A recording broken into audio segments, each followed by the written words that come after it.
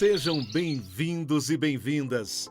Agradecemos a sua presença e dos nossos parceiros institucionais que estão conosco, não só neste evento, como em todas as ações promovidas em parceria com a Undime, Instituto Alana, Instituto Natura, Itaú Social, Fundação Maria Cecília Souto Vidigal, Fundação SM, Fundação Telefônica Vivo, Fundação Santilana, Sebrae e Unicef. O 19º Fórum Nacional dos Dirigentes Municipais de Educação é uma realização da Undime com apoio oficial da Secretaria de Estado de Educação do Mato Grosso, patrocínio institucional do Sebrae e patrocínio master das empresas A Página, Ecossistema Educacional, Aprende Brasil Educação, Aprender Editora, Bay Educação, Dom Parque, Grupo Infinity Soluções Integradas, Positivo Tecnologia Educacional, Soluções Moderna e Vera Cruz. 19º Fórum Nacional de Dirigentes Municipais de Educação. Que bom que você veio!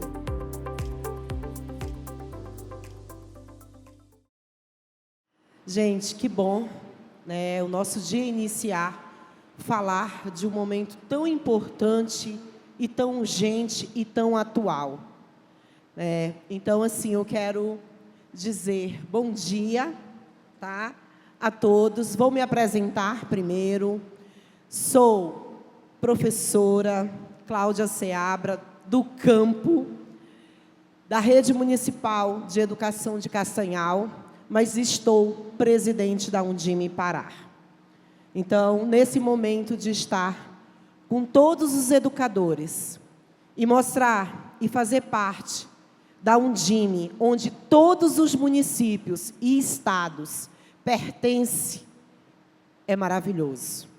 Então, eu sei que vocês, depois de um show como ontem, hoje estão aqui, né, para aprender um pouco mais sobre esse tema tão importante. Então, gente, por uma educação ecossustentável. Eu vou quebrar um pouco o protocolo, já quebrei, fiquei em pé, mas nós vamos conversar, né, sobre esse tema tão importante.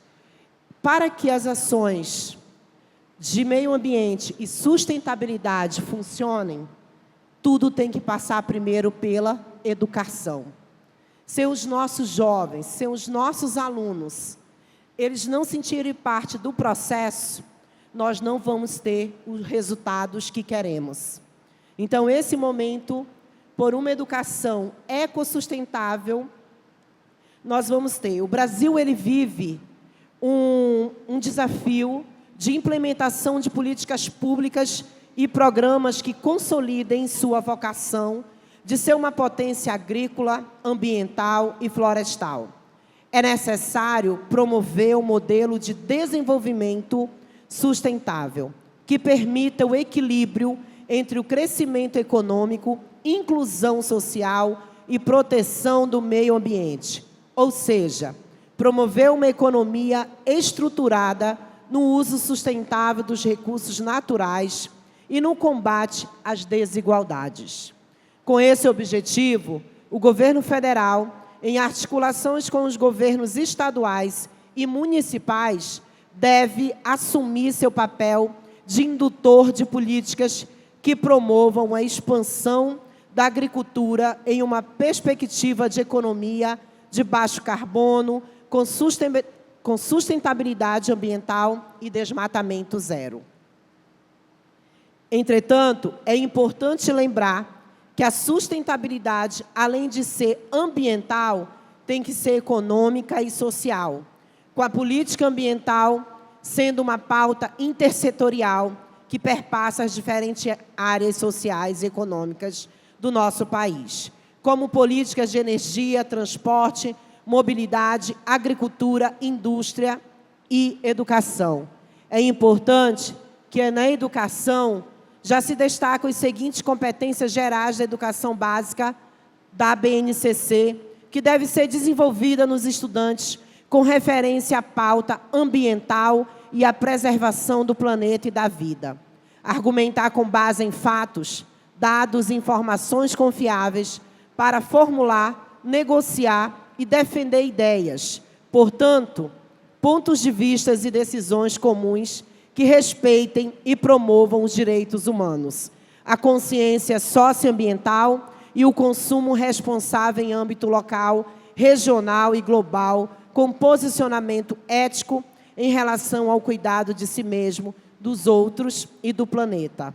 Agir pessoal e coletivamente com autonomia, responsabilidade, flexibilidade, resiliência e determinação, tomando decisões com base em princípios éticos, democráticos, inclusivos, sustentáveis e solidários. Então, nesse momento tão importante que estamos vivendo, nós não podemos parar e não pensar. O Brasil vai sediar a COP30, inclusive o meu estado do Pará, onde todos nós estamos trabalhando, né, nesse tema tão importante. E para falar desse tema, nós vamos ter uma mediação, certo, dos dois palestrantes. Eles vão apresentar e, no final, nós vamos abrir para o debate. Tudo bem? Então, deixa eu falar com a Gisele. Nós temos o Eduardo Carvalho, que é o autor da coleção Educação Climática, com a turma do Pererê. Nós temos a professora Gisele Dalla Nora, professora adjunta do Departamento de Geografia da Universidade Federal de Mato Grosso. Vou falar sobre a biografia dessa maravilhosa Gisele, conversando com ela agora há pouco, ela tem muito a contribuir conosco. Gisele Dalla possui graduação e mestrado em Geografia pela Universidade Federal de Mato Grosso e doutoranda em Educação pela Universidade Federal de Mato Grosso. Atualmente, é professora adjunta da Universidade Federal de Mato Grosso, atuando nos cursos de pós-graduação em Geografia e pós-graduação em História, líder e pesquisadora do Grupo de Pesquisas em Geografia Agrária e Conservação de Biodiversidade. Tem experiência na área de Geografia, com ênfase em planejamento ambiental, biogeografia, geografia agrária e educação ambiental, com expressiva atuação nas comunidades tradicionais do Pantanal e Cerrado Mato-Grossense. É pesquisadora do Banco de Dados da Luta pela Terra, Data Luta e Rede Internacional de Pesquisadores em Educação Ambiental e Justiça Climática. REAJA. Com vocês, Gisele Dalla.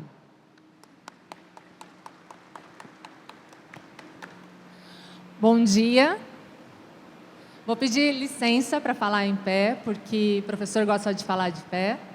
E eu quero dar as boas-vindas a todos vocês, em nome da Universidade Federal de Mato Grosso. Quero dizer que é um prazer estar aqui dialogando com vocês sobre uma temática que a gente vem estudando há bastante tempo e que agora está ganhando cada vez mais uma necessidade de uma parceria com todos. Não tem mais como a gente se eximir da nossa responsabilidade enquanto profissionais da educação e principalmente enquanto pessoas que habitam o planeta Terra.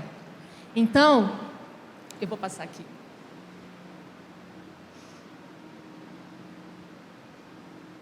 Então, eu quero chamar a todos para pensar um pouquinho que educação queremos para o nosso planeta. Que educação nós queremos para o nosso país? Que educação nós queremos para os nossos estados? E que educação nós queremos para os nossos municípios? Essas perguntas, ela, como todo geógrafo, né, adora falar do global para o local, ela chama a atenção principalmente por quê? Porque todos nós habitamos esse local e refletimos nesse global.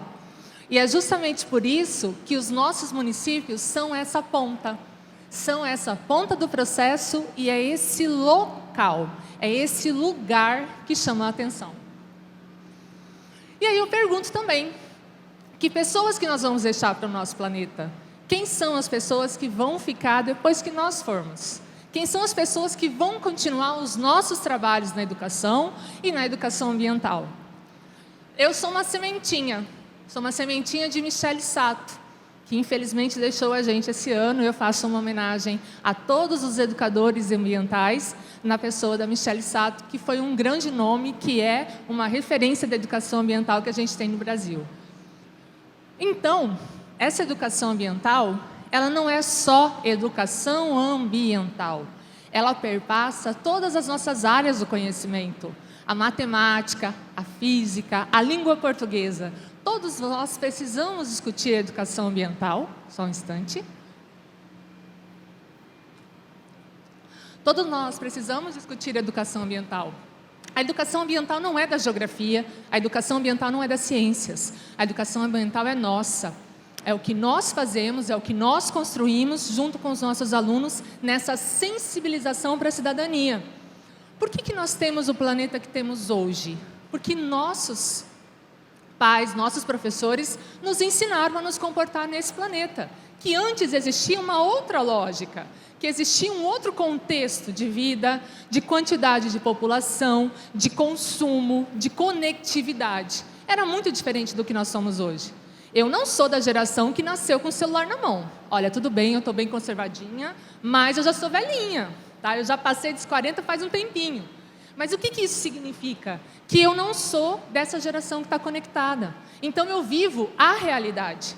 Nós vivemos a realidade, nós olhamos todos os dias pela janela. Um pouco diferente do que está acontecendo com os nossos alunos, que muitas vezes essa geração de hoje não sabe o que tem depois da janela. E a gente precisa chamar a atenção deles, precisa chamar a atenção de todos. A maior parte da população brasileira, infelizmente, vive nas cidades. E está muito distante desse campo maravilhoso. Está muito distante da floresta, está muito distante do rio. Então, eles não têm a relação que nós, de alguma forma, com os nossos pais, com os nossos avós, nós construímos. Então, a gente tem que chamar a atenção para nos tornarmos humanos. E a humanidade mesmo, é de conseguir sair do próprio umbigo e pensar nesse contexto de pessoas. Nós somos humanos, eu não sou única, exclusiva desse planeta. Eu tenho outras pessoas, eu preciso compartilhar com as outras pessoas a minha água, o meu ar, o vento, as chuvas. E tudo que eu faço aqui, nesse lugarzinho, nesse município, ele reflete no globo. Por que ele reflete no globo? Porque a gente começa a entender algumas questões ambientais globais que afetam o planeta todo. Nós já observamos em 2020 incêndios florestais de grandes proporções que atingiram o Pantanal. Mas naquele mesmo ano, os incêndios florestais estavam descontrolados lá do outro lado do mundo, na Austrália. E hoje a gente está aqui, mas existe uma brigada de incêndios florestais brasileira que está atuando nos incêndios florestais do Canadá. Ou seja, é um único planeta. E esse planeta, ele está totalmente interligado pelas nossas ações. Então, os incêndios florestais, o desmatamento, a poluição, todos esses problemas ambientais globais que todo mundo fala, ele acontece aqui, no local, ele acontece aqui, no meu município. Ele acontece pelas minhas ações. Do momento em que eu jogo alguma coisa no lixo, do momento em que eu compro 2, 3 produtos, eu estou fazendo impacto nesse planeta. Eu estou contribuindo para esses problemas ambientais globais. Então, um dos principais problemas ambientais que está impactando diretamente todos aqui nessa sala e todos em todos os lugares do planeta, é o aquecimento global. O que é esse aquecimento global? Esse aquecimento global, ele lembra aquelas aulas de geografia da educação básica, que eu falava do chamado efeito estufa. Quem é que lembra de efeito estufa aqui? Ainda bem, né? Efeito estufa é a mesma coisa que aquecimento global? Não, não é. Exatamente, o efeito estufa é aquele processo natural que nos mantém a vida no planeta. Por que ele mantém a vida no planeta? Porque é justamente ele que consegue concentrar o calor necessário para que a gente mantenha uma temperatura média no planeta, para que eu não sofra com altas temperaturas e baixas temperaturas numa amplitude térmica muito rápida, que o meu organismo vivo não suportaria. Então, esse sistema chamado aquecimento global e efeito estufa é justamente porque nesse efeito estufa eu tinha uma quantidade normal que oscilava na atmosfera e que agora, dentro dessa estufa, eu também estou colocando fogo. Porque todo organismo vivo é composto de carbono. Está dando eco? Tá ruim? Tá ruim? Tá dando para ouvir aí atrás? Tá dando um eco? Eu também estou escutando aqui um eco. Será que é porque eu estou muito perto do outro microfone? Tá dando. Posso continuar? Ok.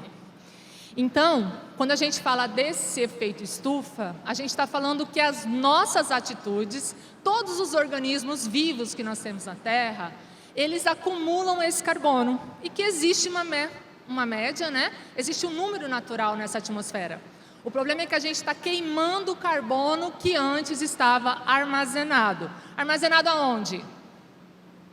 Primeiro, nos combustíveis fósseis, que nós conhecemos muito bem, obrigada, bem-vinda Petrobras aí para todo mundo, né? E depois, nas nossas árvores. O mecanismo de controle de carbono na atmosfera chama-se árvore. Essa tecnologia chamada árvore é a responsável por manter o equilíbrio na atmosfera.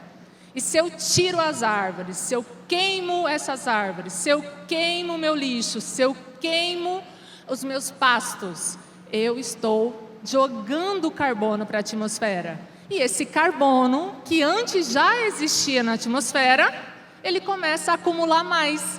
Por quê? Porque ele não se dissipa. Ele vem num processo natural, o ciclo do carbono, que é natural, igualzinho o nosso ciclo da água. Então, essa estrutura da atmosfera, que a gente já aprendia na aula de geografia, que a gente tinha que fazer prova, que cobraram da gente no Enem, entre outras coisas, ela nos lembra que a gente está aqui jogando esse carbono, devolvendo esse carbono para a atmosfera. Então, quando eu devolvo esse carbono para a atmosfera, ele vai receber a luz solar e vai guardar mais calor. E eu vou aumentando gradativamente a quantidade de calor na atmosfera. O que isso significa? Que se hoje todos nós aqui parássemos de consumir carbono, ou seja, de usar combustível fóssil, de queimar, de desmatamento, de produção de lixo, ainda assim, tudo que nós temos ainda subiria em torno de 0,5 a 1 grau nessa média atmosférica. 0,5 grau a 1 grau são os responsáveis pela extinção de micro-organismos, de animais, de plantas, que diminuiria consideravelmente a nossa biodiversidade. Então, tudo que eu produzo no meu município, ele entra nessa circulação geral da atmosfera. A circulação geral da atmosfera é a responsável por circular tudo que eu produzo aqui. E olha, a gente não tem fronteira no ar. Não adianta eu dizer que foi lá no Canadá que eles incendiaram, que o problema ambiental vai ficar lá. Não vai. Ele vai chegar aqui para a gente. Ele vai cobrar o preço dele aqui. Então, desmatamento, a queimada, tudo que eu estou fazendo está indo para o planeta inteiro. Então, não adianta só eu cuidar. Eu preciso que todo mundo cuide das suas respectivas realidades. E aí, a gente esquece também que tem um oceano. E esses oceanos também são responsáveis por esses ciclos.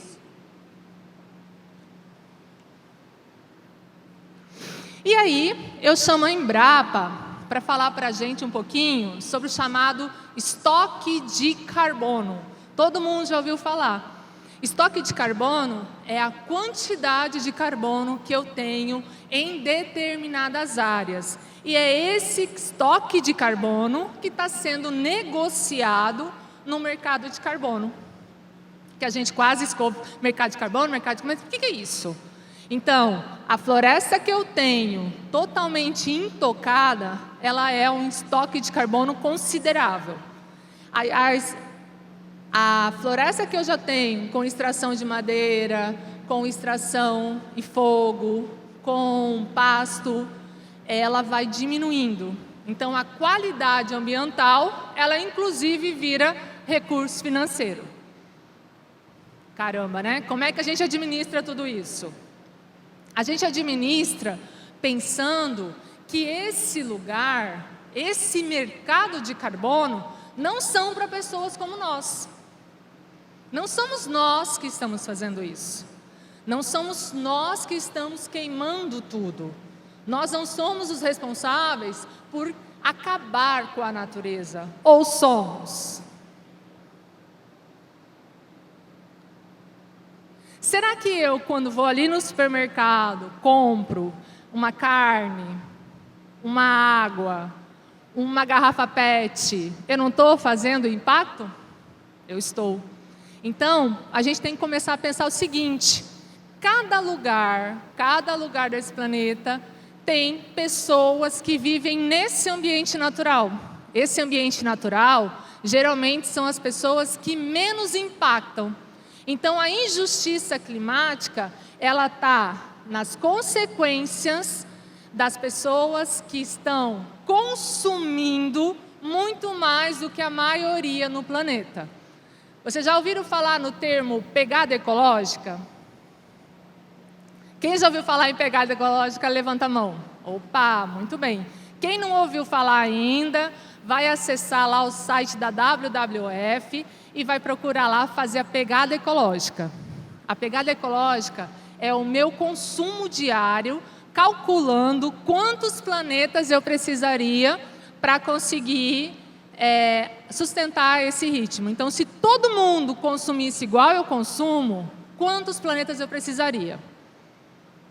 E aí, a gente começa a entender o impacto, a pegada que eu deixo no planeta. Então, o Rami, ele chama atenção para a gente, porque essa questão climática, ela não está impactando diretamente quem está fazendo as grandes mudanças na superfície terrestre, mas ela impacta as pessoas que têm uma relação direta com esse ambiente natural. Então, eu tenho aqui os pescadores, os povos indígenas, os povos quilombolas, que têm essa relação direta com a natureza. Vocês lembram de vovó, quando vovó mandava tomar chá de boldo para cuidar do fígado, ou aquele chazinho de carqueja e tal, essas plantas naturais que ela pegava ali no quintal dela? A mesma coisa acontece com os indígenas, com os quilombolas, com os ribeirinhos. Eles usam dessa natureza. Agora, se passa um incêndio florestal, ele não vai ter mais essa planta natural. Então, a gente está falando do impacto. Quem realmente vai ser impactado com essas alterações? Quem é que realmente está sendo impactado com essas alterações?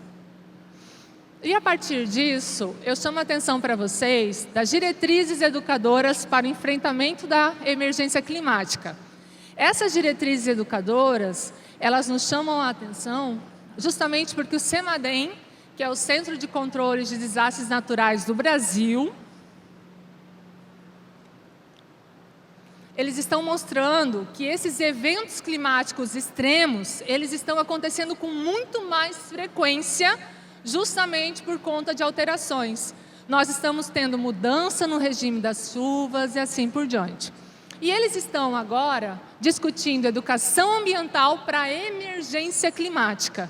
Ou seja, como que nós temos que fazer com essa educação ambiental para que ela atinja, para que ela reaja, para que ela provoque cada um das nossas pessoas, sejam os adultos, sejam as crianças, para ter uma sensibilização do que o meu cotidiano está impactando na vida do planeta. E aí a primeira diretriz, ela fala que a emergência climática, ela tem que ser sinérgica e ter qualidade em processos transformadores.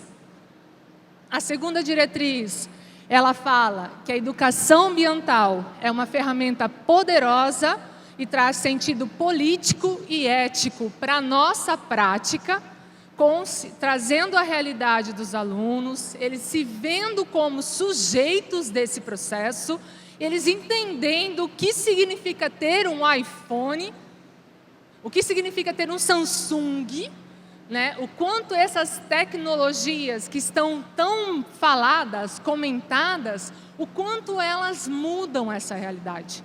E o quanto eles impactam ao escolher um ou escolher o outro.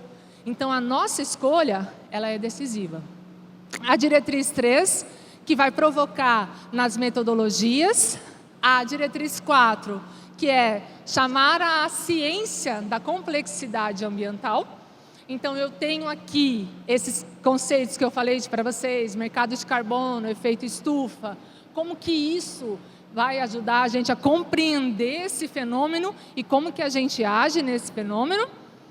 A diretriz 5, 6 e 7, que vão trazendo para nós a responsabilidade de educadores, tanto nos espaços formais quanto não formais. A diretriz de tentar mitigar esses efeitos, ou seja, como é que a gente pode desacelerar esse processo. Parar a gente não vai conseguir. A gente não tem essa ilusão, mas a gente sabe que a gente vai desacelerar, ou pelo menos a gente tenta. Né? A gente está aqui discutindo isso, então, opa, tem alguém preocupado com isso também. E aí, a partir disso, a gente tem que pensar nas mitigações a nível global. Eu vou fazer aqui no meu município, eu vou fazer aqui na minha realidade, mas isso vai refletir no planeta. Então, eu vou, de alguma forma, tentar deter o desmatamento, as mudanças climáticas, os incêndios florestais. Eu vou tentar discutir com os meus alunos os biocombustíveis, como que eles são produzidos, como é que eu posso fazer parcerias para isso. As tecnologias digitais, como é que eu posso usar elas para fazer essa comunicação, para chegar em mais e mais pessoas que, inclusive, não estão no cotidiano da escola. A diversificação de cultivos, o entendimento dessa realidade da agricultura, do ambiente, da madeira, como que isso pode ser potencializado para ser sequestro de carbono e, consequentemente, a gente pensar nessa descarbonização. Então, toda vez que a gente pensar nessa natureza, pensar no nosso papel enquanto educador, é trazer o nosso aluno para ele pensar, trazer o nosso município para fazer parte desse processo de mudança. A gente não muda o mundo todo se a gente não mudar a nossa realidade, o nosso cotidiano. E ainda bem que eu estou aqui com vocês, que são sujeitos desse processo, que podem estimular essas políticas públicas. Então, eu agradeço muito a atenção, espero que eu tenha falado para vocês aí um pouquinho, e o meu tempo já acabou. Obrigada.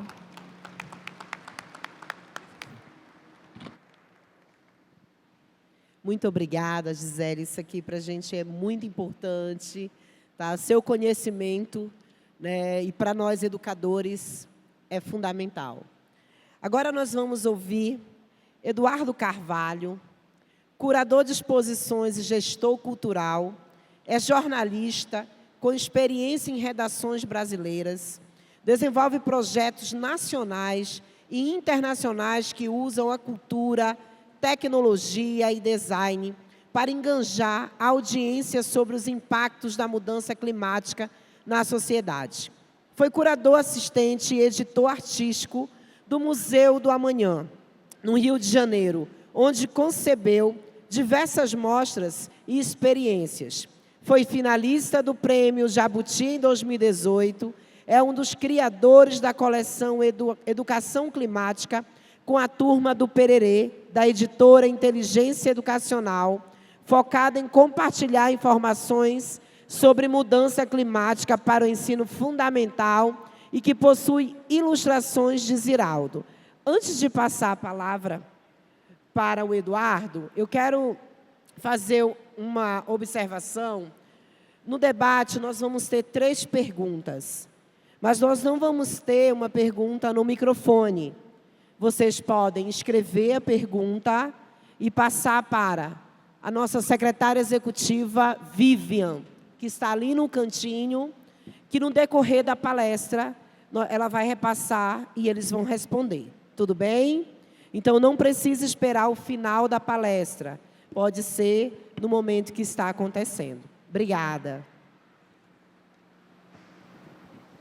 Alô? Bom dia. Alô? Todo mundo me ouve bem? Bom dia, pessoal. Primeiro, é um prazer estar aqui com vários dirigentes, com várias professoras e professores. Eu fico muito feliz de ter esse privilégio, primeiro porque fui estudante por muito tempo e eu posso dizer que eu ascendi por causa da educação. Então, eu sou muito grato a vocês por toda a missão que vocês se dedicam a nós, brasileiros e brasileiras. Obrigado e continuem a luta, porque ela é intensa. Então, e hoje também é meu dia de vingança, porque os professores gostam de participação ativa em sala de aula. Então, vai ser uma palestra participativa. Então, eu queria que todo mundo ficasse em pé. Mentira, não fica não precisa exagerar. Mas eu vou pedir para vocês, a primeira coisa, para fechar os olhos, rapidamente.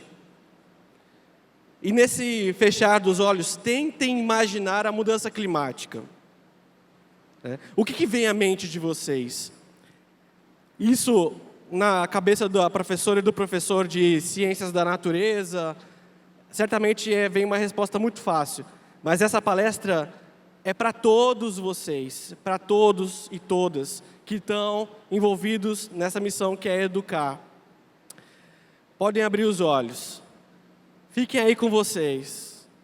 O que vocês pensaram? Certamente, algumas pessoas pensaram em queimadas, pensaram em chuva, ou pensaram em outros assuntos. Mas, por muito tempo, quando a gente falava mudança climática, era essa imagem que a turma associava, a urso polar. Isso porque foi muito divulgada essa imagem ao redor do mundo em razão da publicação do 4º relatório do painel intergovernamental sobre mudança climática, o IPCC. Esse 4º relatório foi divulgado em 2007 e foi quando essa atenção aumentou em relação ao aquecimento global, aos danos ao efeito estufa, que a professora explicou aqui muito bem, e que tem como consequência a mudança climática que vivemos atualmente. Não é algo distante, é algo presente. É algo presente e emergente e grave. Então, esse assunto cresceu, ele foi por muito tempo o foco de notícias na imprensa no mundo todo, só que aí veio a Covid-19. A pandemia ganhou, claro, o destaque que merecia, porque nos ameaçava, nos ameaça ainda. No entanto, agora que arrefeceu, a mudança climática volta com tudo, nessa onda ainda maior, porque ela afeta todos os seres vivos e nos afeta de diversas formas. Para vocês terem noção, essa notícia aqui é de 2 semanas.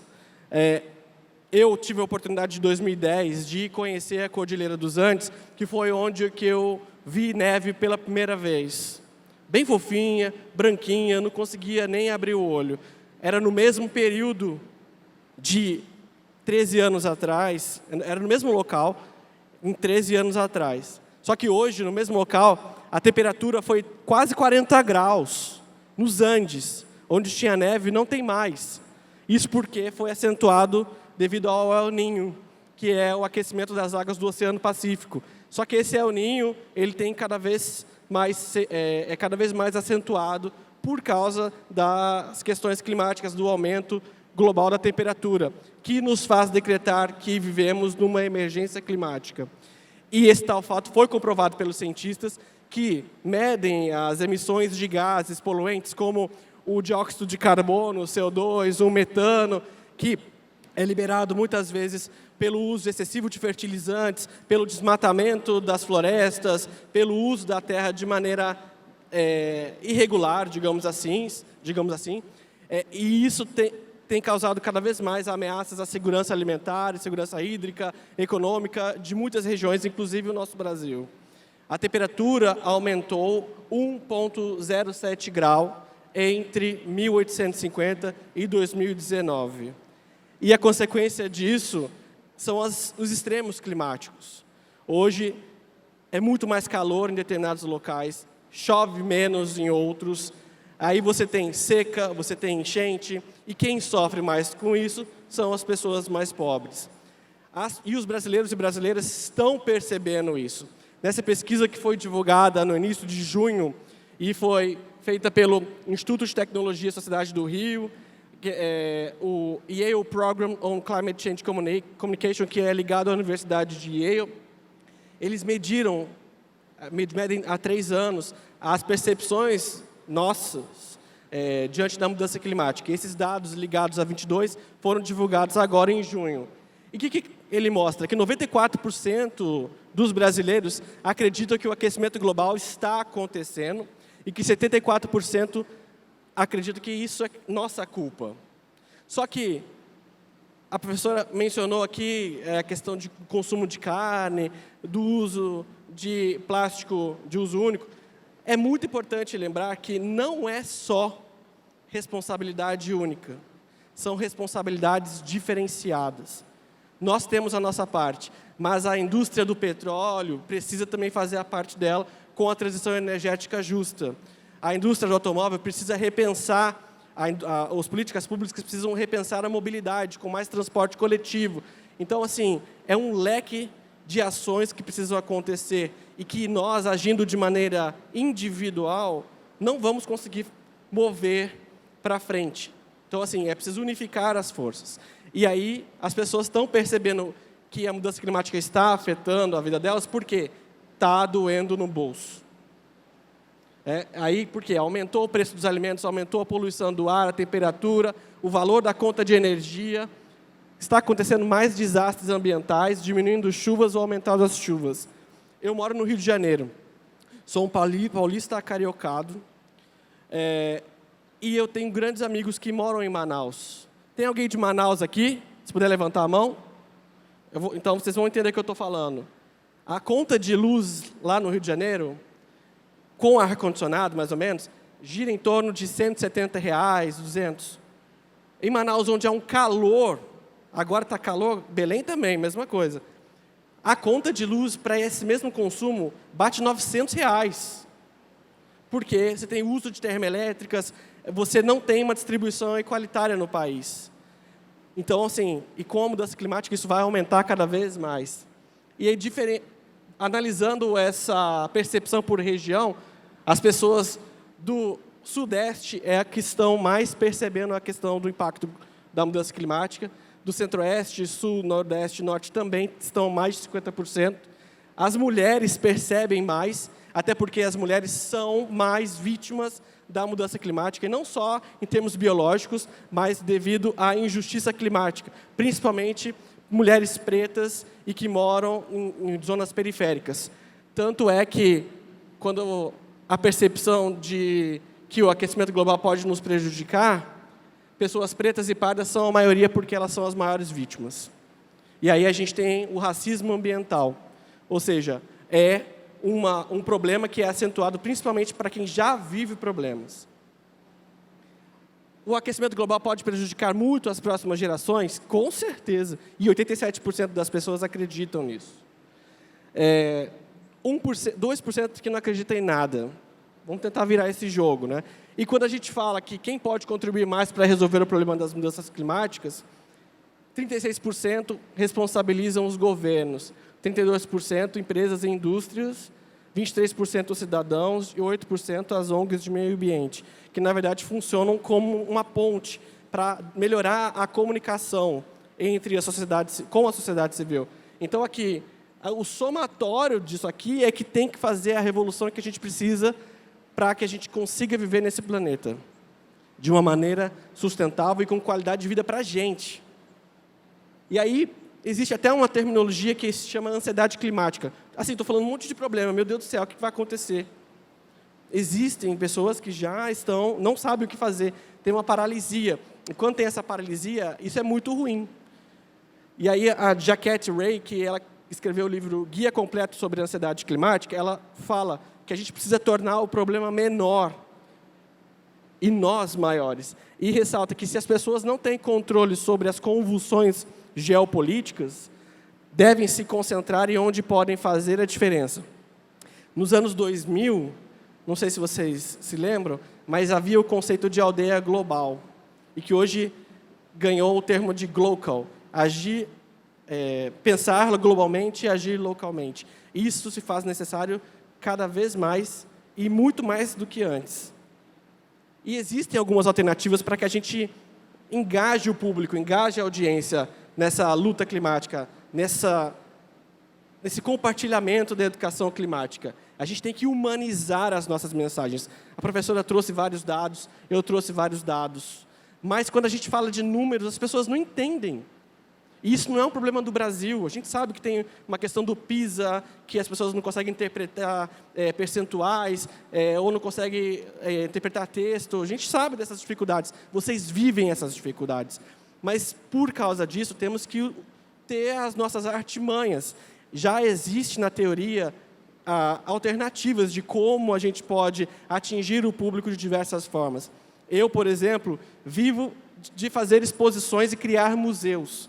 O Museu do Amanhã, que eu tive o privilégio de ajudar a implementar, ele é o museu mais visitado da América do Sul, recebeu mais de 6 milhões de pessoas, falando de mudança climática, trazendo o termo antropoceno, sendo que dessas 6 milhões de pessoas, 20% nunca foram a um museu na vida. Se a gente fala de termos nacionais, 30% das pessoas nunca foram a um museu na vida. Muitas vezes porque não tem um museu perto. Ou porque não tem esse costume, porque a gente não tem uma cultura disso. E isso me inspirou cada vez mais a criar soluções globais para engajar o público.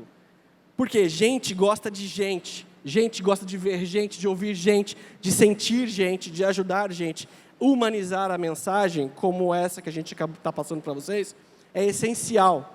E contextualizar na brasilidade é ainda mais necessário. E a geração Z está cobrando isso. A geração mais nova que nós. Ela está cobrando mais engajamento, mais envolvimento, porque eles querem se envolver, eles estão se envolvendo. A geração Z, que eu sou millennial, daqui a pouco vai ter uma geração aí muito antes da Z, muito depois da Z. Mas a geração Z, que é de 13% a 22%, quando eles são questionados sobre se eles tivessem que se definir em uma frase, aqui nesse slide, muitas pessoas falam, seja feliz, viva o melhor da sua vida, faça do que faz você feliz, ou faça a América grande again, de novo, que é uma pesquisa estadunidense. Mas muita gente fala, salve o planeta, não há planeta B, a hora é agora. E eles estão indo para as ruas, e mais do que isso, eles estão cobrando ensino climático. Essa pesquisa que foi lançada no ano passado na Conferência do Clima, lá no Egito, feita pela Unesco, em 118 países, com 17 mil pessoas, mostra que 70% dos estudantes não sabem definir o que é mudança climática, o que causa a mudança climática. Não sabem os conceitos básicos. E eles querem entender por quê? Porque eles querem fazer parte da mudança, querem ser a mudança. 90% está disposto a aprender para mudar seus hábitos de vida. E já estão tendo ações para essa questão. Já existe o Manifesto pela Educação Climática, que foi do Climate Reality Project, que já teve assinatura de diversos governos. Já há leis, como no Rio de Janeiro. Tem algum carioca aqui? Cidade do Rio de Janeiro? Rio de Janeiro, é a primeira cidade do Brasil, uma das primeiras cidades do Brasil, a ter uma lei municipal que propicia o ensino de educação climática. O estado do Rio de Janeiro, em seguida. Há outros estados que já estão conversando. Agora é a hora de implementar isso. Por que é importante? Porque as pessoas estão cobrando. Porque há um entendimento de que a educação climática e a cultura ajudam as pessoas a moldar a narrativa em torno desse assunto. É uma ferramenta-chave para contar histórias, sendo também um meio de ajudar as comunidades a lidar com a ansiedade ou perda de sua cultura. E as escolas se tornam um espaço importante para a geração de engajamento dos estudantes em suas comunidades na busca por soluções pela crise climática. E vocês, professoras e professores, são instrumentos essenciais para gerar esse engajamento, para entenderem como a mudança climática afeta a minha comunidade escolar, como eu posso passar isso para os meus estudantes, que vão repassar isso para os seus responsáveis. Porque precisa ter um engajamento geral, um entendimento geral. Não adianta a gente só falar na sala de aula e morrer o assunto ali. É preciso se desdobrar em ações, em atividades, em entendimentos. E é por isso que nasceu a coleção Educação Climática com a turma do Pererê, que foi idealizada por mim e por Eduardo Quintanilha em 2022 e que agora saiu em abril desse ano para o ensino fundamental, os primeiros anos, primeiro a quinto ano, ensino fundamental, anos iniciais, em que a gente desenvolveu livros que geram impacto nas comunidades escolares, ampliando a consciência nesta questão, tem um alinhamento com a BNCC, tem uma interdisciplinaridade que é essencial, porque a mudança climática abrange todos os temas, vai impactar todos os países, todas as pessoas e formas de vida. Então, é importante entender em seus diferentes aspectos, como na geografia, como na história, como na ciência, na matemática, em português, entre outros assuntos, entre outras disciplinas. E, mais do que isso, promove às crianças do ensino fundamental oportunidades de conhecimento, debate, reflexão e atuação sobre o clima e a sociedade, e fomenta oportunidades de aprendizagem centrada no aluno, ou seja, o estudante tem autonomia nesse aprendizado. E uma questão que é muito importante, com as ilustrações do Ziraldo, a gente resgata essa memória cultural que é a turma do Pererê, que é uma turma que já na década de 70 lutava pela conservação da Mata do Fundão e que é uma turma super diversa, que fomenta e promove a representatividade. Ou seja, a criança preta vai se reconhecer, a criança indígena vai se reconhecer, a criança quilombola vai se reconhecer. E isso faz a diferença quando a gente está falando de Brasil. Não adianta a gente falar de urso polar, não adianta a gente colocar pessoas brancas, felizes, saltitantes, para expor a realidade de um país que é totalmente diferente do mundo. É um país tropical, abençoado por Deus, bonito por natureza e cheio de problema, que a gente tem que resolver e vive esse problema. Então, o livro contextualiza isso, aliando a cultura e a ciência. E ela traz assuntos práticos sobre essa questão. Quando a gente está falando de verão, por exemplo, a gente explica, nessa estação do ano, o que está acontecendo de diferente e qual que é o impacto disso na cidade de São Paulo, na região amazônica, ali você está falando de Manaus, aqui você está falando do Paraná. Ou seja, você apresenta às pessoas dados reais. Por exemplo, um outro ponto, a gente está falando de assuntos como deslizamento, que acontecem por causa do desmatamento em morros. Então, você tem atividades práticas para que essas crianças e adolescentes aprendam mais sobre esses assuntos. A gente trata, por exemplo, de problemas globais como o aumento do degelo. A gente tem que entender a diferença do degelo do nível do mar, degelo dos polos, degelo dos icebergs, que tem uma diferença entre aumento do nível do mar e o congelamento ali de águas oceânicas que estão lá no Polo Norte. A gente precisa entender esses assuntos que são menores para que a gente consiga entender o contexto global. E tem ainda o diferencial que é o livro da família, para que consiga contextualizar com a comunidade escolar essa pauta que é extremamente importante, que é a mudança climática. Se a gente não conseguir conversar com os responsáveis daquela criança de que eles também fazem parte da solução e não do problema, a gente não vai estar conseguindo cumprir com a nossa missão. Eu vou ressaltar, vivemos um problema, mas nós temos a solução à mão. As soluções já existem agora. Elas precisam ser implementadas, elas precisam ser cobradas.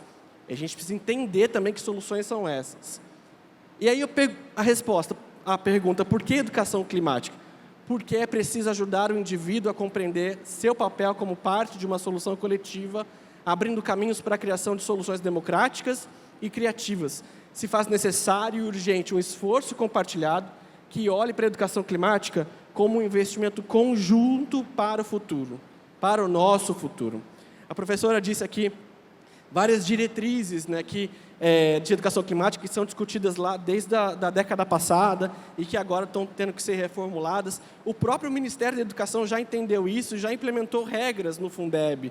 Por exemplo, que você tem o VAR, ou VAR, não o VAR, mas VAR, que propicia você aumentar os seus financiamentos no Fundeb ao atingir patamares ligados à educação climática. Então, já tem instrumentos que vocês podem buscar, mas não é só para cumprir regras ou para bater metas, é para salvar a humanidade. O planeta Terra vai ficar, mas a gente não sabe até quanto tempo vai ficar aqui. Então, vamos juntos nessa batalha, vamos juntos nessa luta, estamos juntos nessa, e é por isso que eu agradeço vocês. Obrigado.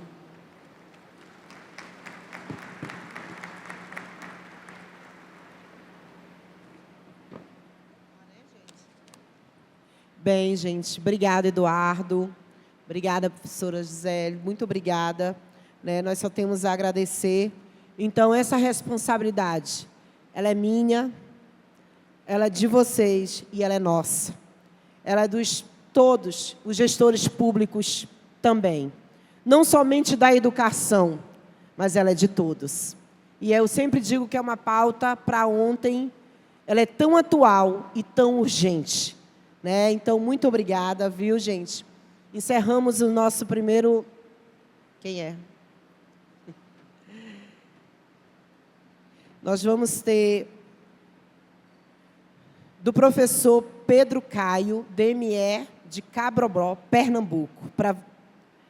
Qual a política nacional precisa ser implementada de forma mais ampla, com o intuito de trabalhar com conteúdo dos DDS e a educação ecossustentáveis em todos os municípios do Brasil. Na nossa cidade, temos um problema intitulado Recicla Cabrobó, que fez um trabalho mais intenso, porém sentimos a necessidade de um projeto nacional com a tal temática, com apoio financeiro. Mando um abraço para o pessoal da região do Vale de São Francisco, em Pernambuco. Então, essa pergunta fica para vocês, tá? Bom, a política ela já existe, é a Política Nacional de Educação Ambiental, que existe desde 1999, e com certeza a partir dela e com ela a gente consegue entender muito dessa perspectiva da educação ambiental e como que ela pode chegar dentro dos nossos municípios, né? Então a política nacional ela existe, a gente precisa conhecer também as políticas de cada estado tem a sua dinâmica. Nós aqui em Mato Grosso, nós temos a CIEA, que é a Comissão Interinstitucional de Educação Ambiental. São várias instituições dentro do Estado, tanto do poder público quanto da comunidade, da sociedade civil e também vários órgãos privados que discutem essa educação ambiental. E a CIEA vem debatendo a política estadual de educação ambiental e, claro, como a gente pode atuar. É claro que existem, cada realidade, cada estado, cada município tem a sua demanda, né? Tem a sua realidade. Às vezes o que é a demanda no município não é no outro. Então a gente precisa ter essa dimensão. Existe a política geral do Brasil e a gente tem que trazer isso para a esfera municipal, para ver qual é o impacto que a gente tem na esfera municipal. Então a gente pode, pela Política Nacional de Educação Ambiental, puxar isso para o nosso município. Espero ter respondido aí a contento. E só complementando, já existe uma comissão interministerial entre o Ministério da Educação, o Ministério do Meio Ambiente e da Mudança Climática, para que ocorra uma ampliação desse ensino, que agora está se tornando uma nova nomenclatura, né, que não é mais educação ambiental, mas sim educação climática, porque você abrange muito mais a pauta. E não só o MEC, né, em nível nacional, mas é importante ressaltar que as cidades e os estados têm um papel fundamental em implementar este ensino, em trazer essas informações para as suas unidades escolares. Vamos lembrar que, às vezes, a gente tem problemas em esfera federal e a paradiplomacia, ela pode ser uma forma de a gente conseguir falar de determinados assuntos quando a gente não consegue falar desses assuntos. As cidades e os estados podem ser e são agentes de transformação nesse momento. E, igual a professora acabou de mencionar, a gente vive mais nas cidades do que nas zonas rurais. Então, é importante conversar com o nosso público para entender que políticas ambientais precisam ser implementadas e, mais do que isso, para educar a população em relação a esse tema. Vou fazer mais um lembrete, né? Que desde a Política Nacional de Meio Ambiente de 1981, a educação ambiental ela já é tratada na perspectiva dos grandes empreendimentos no licenciamento ambiental. Então, essa educação ambiental que a gente tem que pensar, também é educação ambiental que vai debater essas ações, né? Mitigação, compensação ambiental dentro dessa esfera da política pública ambiental, e essa é a nossa educação ambiental que ela tem acontecido nos espaços formais de ensino. Então, é muito importante a gente sempre ter esse panorama, né? A educação ambiental que é cobrada para as grandes instituições que vão fazer grandes empreendimentos com grandes impactos ambientais e a educação ambiental que nos é cobrada enquanto educadores. Bem, gente, então, eu acho que só tem só essa pergunta, né? Estamos chegando ao final. Né? Tem outra?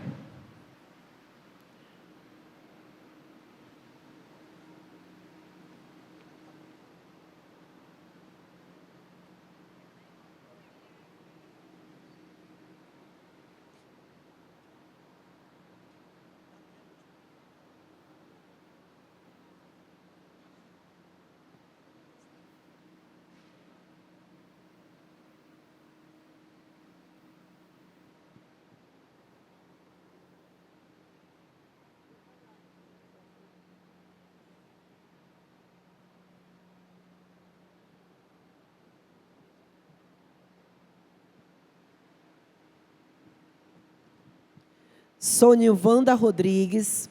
Achei perfeito esse olhar da Undime para a educação climática. Porém, é preciso ir muito, muito além. Nossos educadores podem e precisam de apoio para fazer a diferença em seu entorno. E preciso que o trabalho seja realizado de forma mais intensa e contínua. E sem um apoio financeiro e pedagógico, esse trabalho será, né, descontinuado? Fato. Né? Não é uma pergunta, mas é uma colocação muito bem colocada, e é o que nós, municípios, precisamos e sentimos falta, do aporte financeiro para trabalhar com a educação ambiental nas nossas escolas. Não somente em falas, como professores de ciências, como professor de educação ambiental. Não precisamos somente da fala, mas nós precisamos, urgente, de ações concretas do MEC com aporte financeiro para os municípios de todo o Brasil. Obrigada, gente.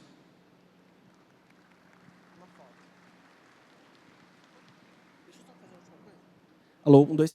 E só para a gente finalizar, aqui, pegar a palavra da professora, estamos vivendo um momento especial no nosso país. Hoje, por exemplo, se inicia a cúpula presidencial da Amazônia, em que os presidentes da América do Sul vão decidir o futuro climático do nosso continente. Daqui 2 anos, nós vamos viver... que está no Pará. Vocês estão lá estão em Belém. E, ao mesmo tempo, nós estamos aqui em Cuiabá, no meio de 2 biomas, Cerrado, Pantanal, sendo que o Cerrado está super ameaçado, está tendo várias queimadas. E a gente vai viver agora a COP30, que vai ser a maior conferência climática, uma das maiores conferências climáticas da ONU que vai acontecer aqui no Brasil. É o momento de nós, brasileiros e brasileiras, mostrarmos que voltamos a ser uma potência verde, que queremos ser uma potência ainda mais verde. E a educação é o caminho para que a gente consiga permear, que nem um rio, os lugares mais difíceis. Então, sejamos água, que a gente possa furar pedras e seguir até o mar. Ou seja, espalhar o conhecimento para onde a gente quiser levar. Obrigado, gente.